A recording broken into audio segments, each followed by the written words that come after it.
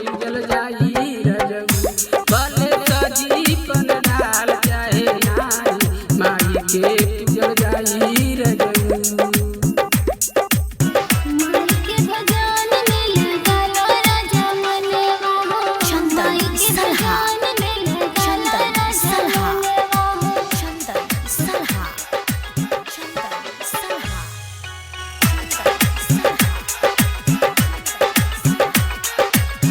जल्दी से आजा घरे रहना भराम में ढेर नहीं कपड़ी तो कोई जाई कम में।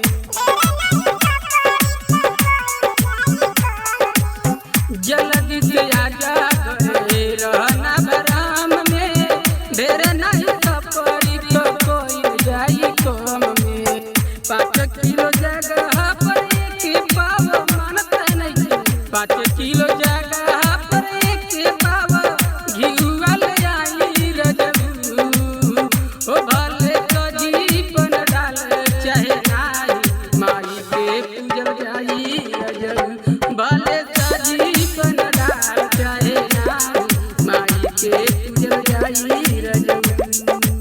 Recording by Teja Studio Ludhiana।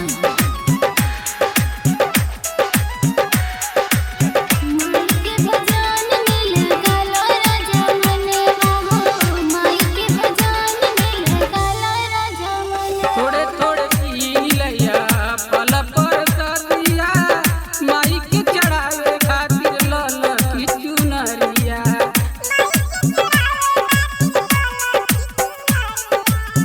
थोड़े थोड़े पी लिया फल पर सदिया माई के चढ़ावे खातिर लल की चुनरिया।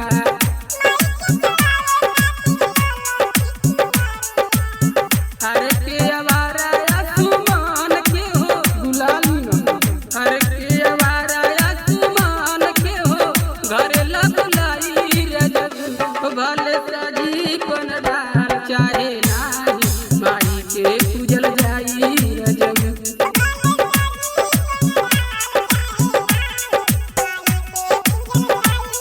कीमत बुझला टाउन में खाली चल जाई रजऊ भले सजी पन डाल चाहे नाई माई के